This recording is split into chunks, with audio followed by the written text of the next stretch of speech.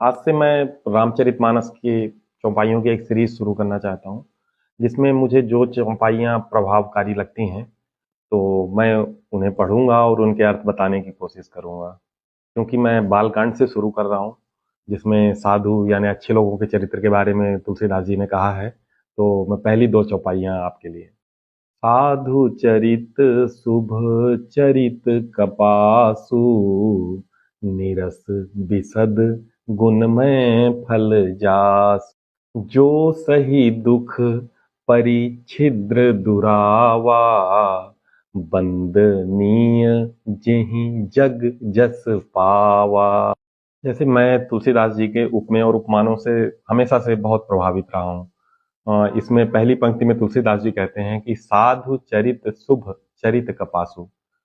जो साधुओं का मतलब, साधु मतलब कोई अलग वस्त्र पहनने वाले या अलग तरीके के लोग नहीं है, मतलब अच्छे लोगों की बात कही है उन्होंने। साधु चरित शुभ चरित कपासु, यानी जो अच्छे लोगों का चरित्र होता है वह कपास की तरह होता है। अब क्यों होता है कपास की तरह, आगे देखते हैं।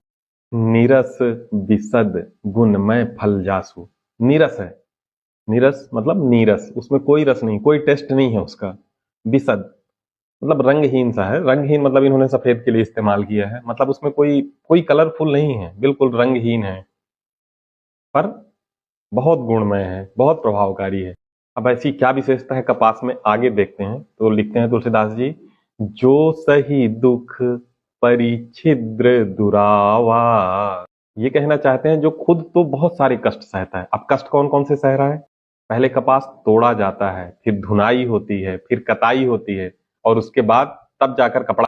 तो साधु और कपास, तो कपास क्या कर रहा है कि इतना कष्ट सहने के बाद तो कपड़ा बनता है, और फिर क्या करता है? परिछिद्र दुरावा, दूसरे की कमियों को ढकता है। अब क्या साधु का काम कमियों को ढकना है? साधुओं का काम है कि लोगों को सदमार्ग पर लाना, अच्छे मार्ग पर लाना। पर अगर किसी की कमियों को हम पब्लिकली कहते हैं तो उसमें सुधारने के चांसेस कम हो जाते हैं, फिर वो हैबिचुअल ऑफेंडर बन जाता है।